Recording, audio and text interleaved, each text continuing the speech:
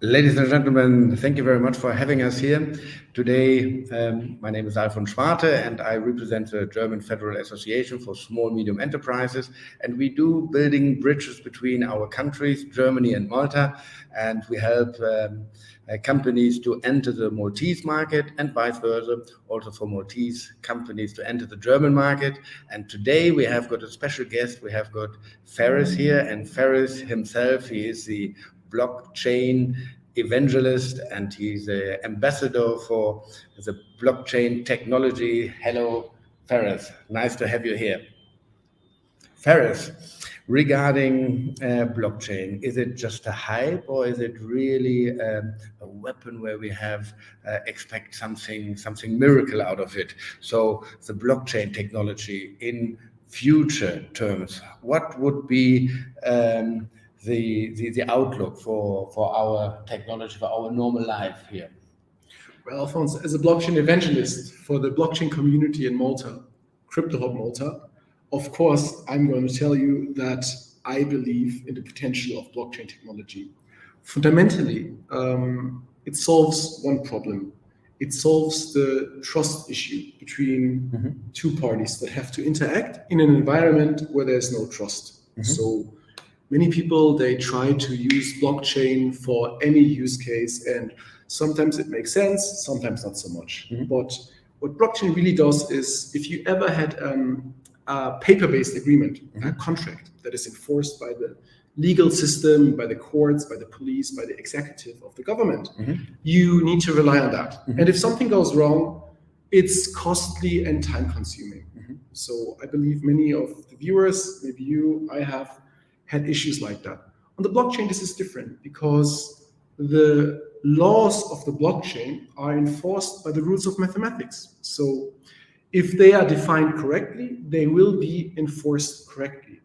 This doesn't solve every issue, but it solves a lot of problems where you need to have trust, where there's no trust. Very good. So the blockchain technology, everybody thinks when they hear blockchain regarding Bitcoin, Ethereum, and those cryptocurrencies. Is this really the money in the future, or is it only a risky investment for investment junkies? What would you see? Well, fundamentally, money is what you believe has a value, period. This is how it is. If you believe that gold has a value, you accept it because you think somebody else will accept it. If you believe the euro, that is, by the way, controlled by the central bank in Frankfurt, and they also control the supply of it, meaning they can print as much as they want. If you and believe, they do. And they've been doing this for years. I mean, this is just how our financial system works today, the central banks. But if you believe that the euro has a value, and I mean, we do, I go and pay with euro in Malta every day, as people do in Germany, then that works. But if you believe that Bitcoin as digital gold has a value, and more people, they believe that because it has other attributes that make it very attractive, then Bitcoin will be the standard of payment. So the difference between Bitcoin and the euro is that it's not controlled by a central bank. Nobody can create Bitcoin. There will never be more than 21 million Bitcoin. And that creates trust for the users, I believe, because there cannot be inflation with Bitcoin. It is simply not going to happen. Also, you are in charge of your own Bitcoin. There is no financial intermediary between you. If I send you 10 euro on Revolut or from my bank to your bank, I don't actually send you 10 euro. I send my bank or my Revolut a message to send 10 euro to Alphonse. But then Alphonse don't get it. The bank of Alphonse actually gets the 10 euro, and they send you a message that you have received 10 euro. If I send you 10 euro worth of Bitcoin, it is between you and me. There's no one in between. There's a decentralized and open network. I send you 10 euro in Bitcoin and they arrive. And that is that. We all know the matrix moment when we have to take the red pill or the blue pill. And the red pill would be now the blockchain technology. If all people would take the red pill, what do you think? How would life change for ordinary people like me? So I don't think that in the end for regular users, I mean, normal people that want to use Bitcoin as electronic cash will change a lot. Today, most have an app on their phone, or they use online banking, or they have a credit card. And I think this user interface, this experience will not change a lot from the top, from how you look at it, but under the hood, underneath, in the engine of the machine, there will be lots of changes. Because instead of having, again, like a central bank that is controlling the money supply and a bank that is controlling your money on your behalf, you will be in charge yourself to a certain extent. I don't think that regular users are going to be the one that take all the risk of managing the access to the blockchain. This is a challenge that exists today. I think in the future this will be easier, but I also believe that many regular users are still going to choose to have a financial intermediate like a bank or a neobank in between them and the Bitcoin, if Bitcoin becomes this universal payment system that everyone is going to use. And the main difference that it creates is that it creates a lot of transparency and accountability. So today, I assume that you have some money in the bank, some euro. Do you know what the bank is doing with your money? I hope that it's going to be safe over there, but I don't know. So, and we had it in the past, yeah, that happened. It happens all the time. There's like a funny story that I like to tell about the chicken in a farm. Every day the maid comes and she feeds them. So the chicken, they assume when the door opens, there will be food when she comes in. But one day she comes in and she twists the neck. And this is what might happen with the banks. You think you are safe. Yes. The people in Greece, they thought they were safe. Yes. The people in Venezuela thought they were safe. Zimbabwe, Lebanon. These are like extreme examples, recent examples, but this also happened in Germany in the 20s and 30s. Yes. There was a banking crisis, and that is when the maid came in and she was twisting the neck. The bank then stopped to facilitate the payments. The money lost the value. And this cannot happen with Bitcoin because of the decentralization. There is no financial bank involved, no central bank involved. There is no financial intermediate in between the users.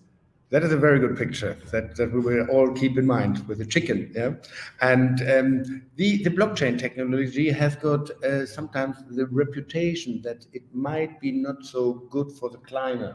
So is it a green chain, or is it maybe a dirty chain? What would you say?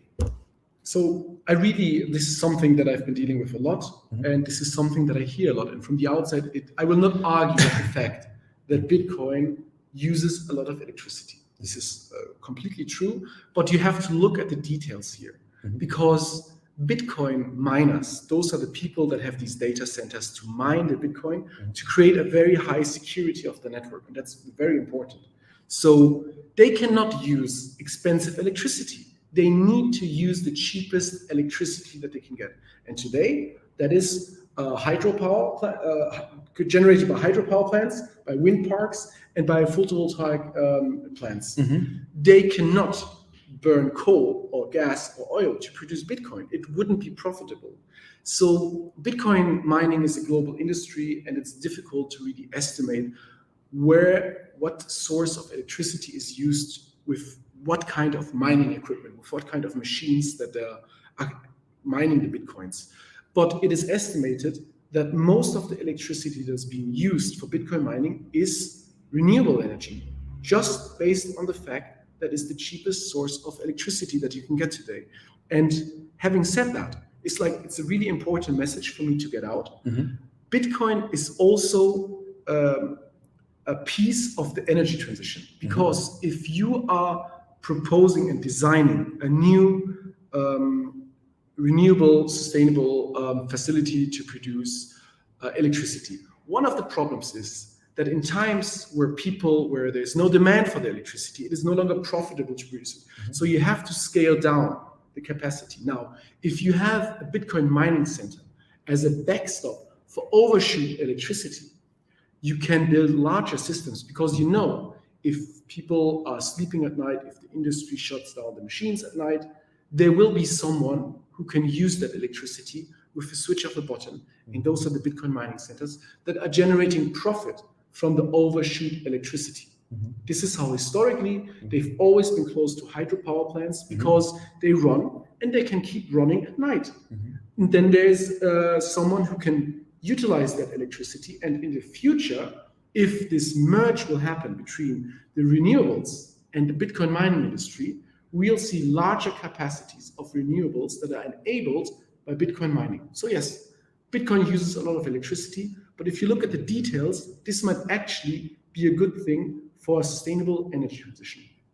Very good. So if you would like to have more information, Feres is organizing every Wednesday at Soho in Jira a very nice community where everybody can meet and where everybody could exchange some ideas and get some very good information. And right now we have got, there are already sometimes 50 visitors. Yeah. So it's very good and for free of charge. So that's not the intention that he would like to do some money out of it. So it's just to transfer knowledge. So it was a pleasure having you. Thank you very much for having you. And thank you for being here. And if you want to have contact to him, please, you find the link down there, and looking forward to seeing you. Bye-bye.